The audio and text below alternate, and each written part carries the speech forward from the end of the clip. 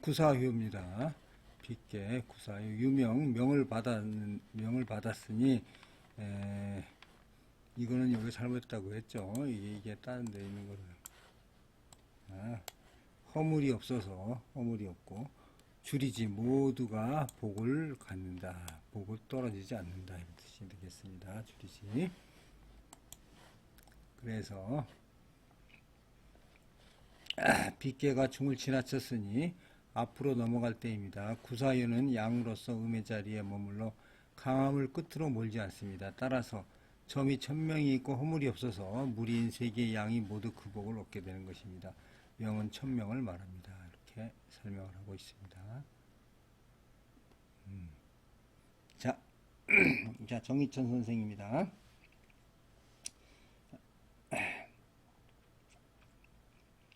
자, 구사가 양강 건체로 군주와 가까운 자리에 거하였으니 이는 비색함을 구제할 수 있는 재주로 높은 지위를 얻은 자이니 좋기 윗사람을 보필하여 비색함을 구제할 수가 있습니다.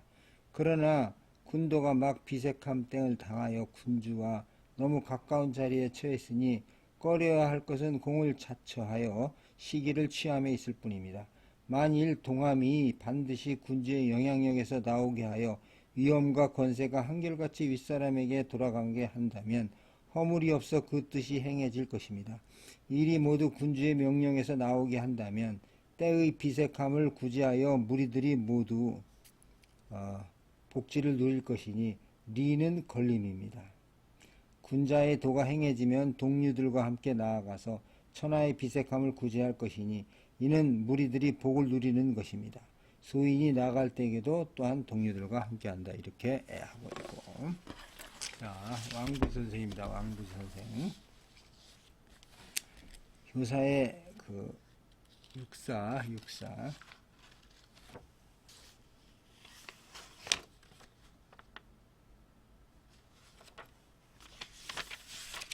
자, 보겠습니다.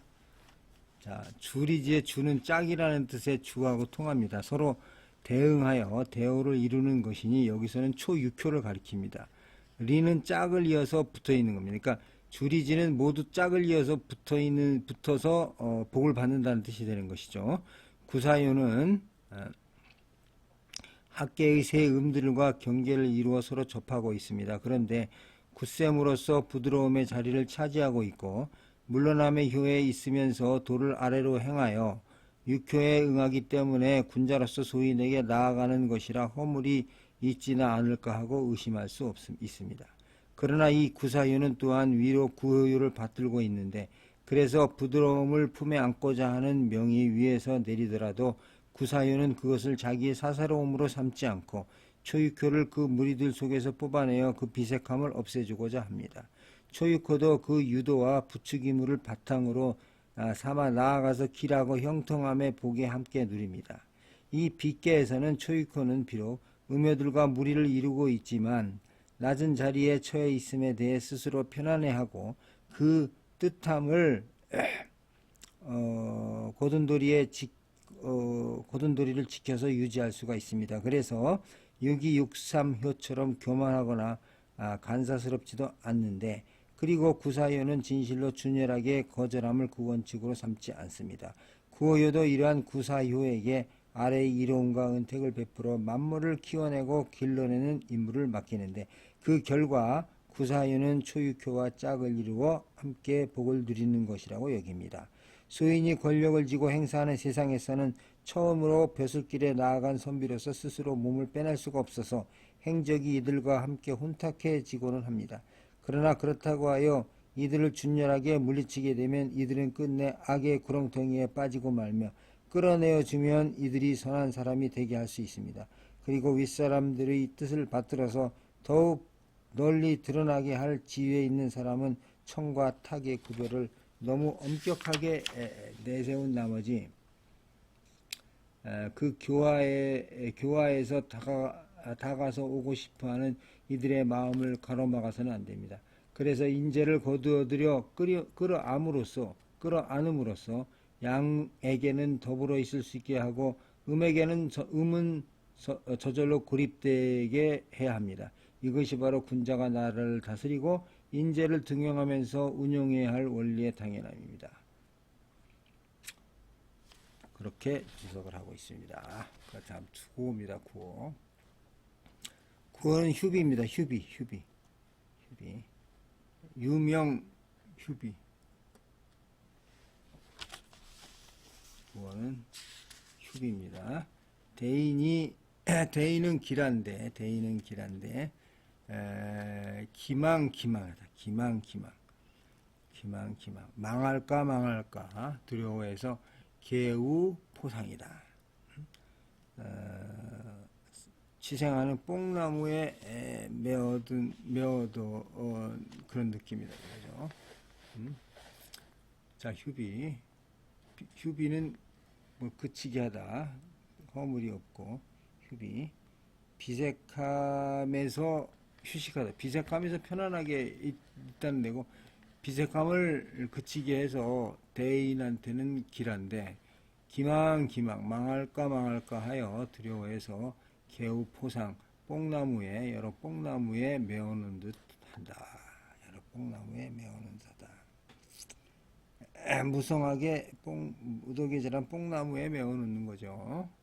여기서 비를 끝내서 길하다 하는 사람이 있고, 비 속에서도 그냥 마음의 안정을 찾고 휴식한다, 이런 뜻도 됩니다. 자, 주자의 해석입니다. 주자는 이렇게 보고 있습니다. 자, 비색함을 그치게 하여 대인이 길합니다. 망할까 들어와야 여러 뽕나무에 같이 메어놓은 듯 합니다. 구호연은 양이고 강하면서 중정으로 존위에 머물러서 불통함을 종식시키니 이는 대인의 이름이다. 그래서 이 효의 첨을 대인이 만나면 길합니다. 그러나 마땅히 경계하고 두려워하기를 계사전에 따라서 해야 할 것입니다. 이렇게 얘기를 하고 있습니다.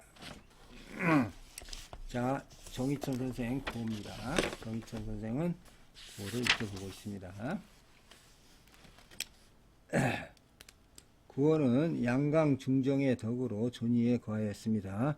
그러므로 천하의 비색함을 종식시킬 수 있으니 이건 대인의 길함이라는 거죠. 대인이 지위를 담당하여 도로서 천하의 비색함을 종식시켜서 태를 순치하게 하지만 아직 비색함을 떠나지 못했기 때문에 망할까 하는 경계심이 있는 것입니다.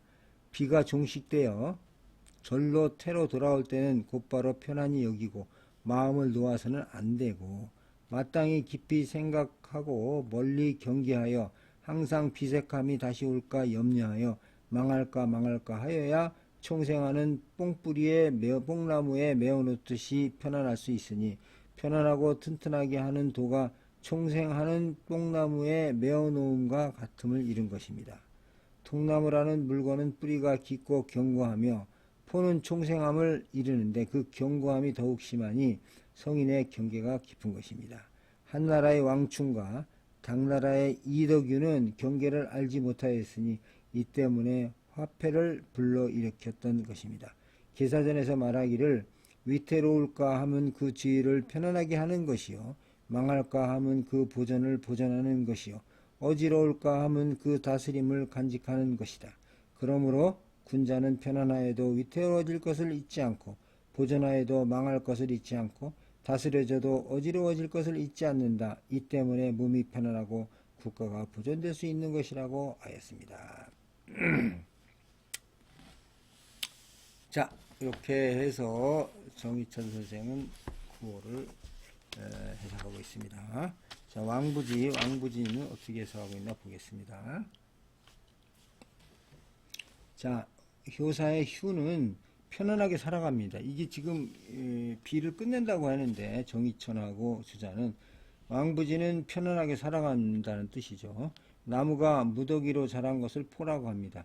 뽕나무 뿌리는 땅속에 깊이 파여서 굳은데 무더기로 자라나니 더욱 굳은 것이라. 구어연은 양의 굳셈으로써 가운데 자리를 올바르게 차지하고 있어서 도가 융성하고 위도 안정되어 있는데, 그래서 편안하게 지내면서 어떤 것에도 흔들리지 않습니다. 뿐만 아니라 구사, 상구효가 옆에서 돕고 있는데 그러므로 비록 시대적으로 비석하여 꽉 막혀 있지만 자신의 모습 그대로 만족하여 편안하게 지내고 있습니다. 그래서 대인이 고요한 가운데 세운의 험난하고 가로막힘을 진압하여 사라지게 함이니 기란도입니다. 그런데 빗계에서는 세 음효가 안에 근거지를 두고서 서로 핍박하고 있으니 비록 구호요가 존귀한 지위를 차지하고 있지만 권세가 그에게 돌아오지 않고 위험과 혐의를 받음이 교대로 일어납니다. 그래서 망할 것이다 하는 상이 있는데 그러니 구호요는 자기 자신을 올바르게 한 채 올바른 대상을 가려가면서 사귀면서 그 도를 바꾸지 않습니다. 주공이 동쪽으로가 지내면서 근거도 없이 떠도는 말을 그치게 하고 나라를 안정시켰던 데 사용한 방법이 바로 이것입니다. 그 다음에 주자 선생이 한탁주에 그 탄핵을 당했을 적에도 환란이 장차 어떻게 전개될지 예측할 수 없는 상황이었기 때문에 주자는 조용한 곳에서 학문을 닦고 연구하면서 마침내 그 화를 면할 수 있었던 것입니다. 그러므로 대인이 비록 비색하여 꽉 막혀 있다고 하더라도 어찌 길하지 않음이 있으리요. 이렇게 주자가 한탁주한테 그 탄핵을 당했을 때 그때 점친 점이 있죠. 그때 점친 점이 2점이 나왔다는 겁니다. 주자의 점입니다. 천산 둔께입니다. 둔께. 천산 은둔한다는 둔께죠. 그래서 조용히 은둔하다는 둔께가 나와가지고 주자가 바로 물러서서 공부에 학문에 전념했다는 것이 되겠습니다.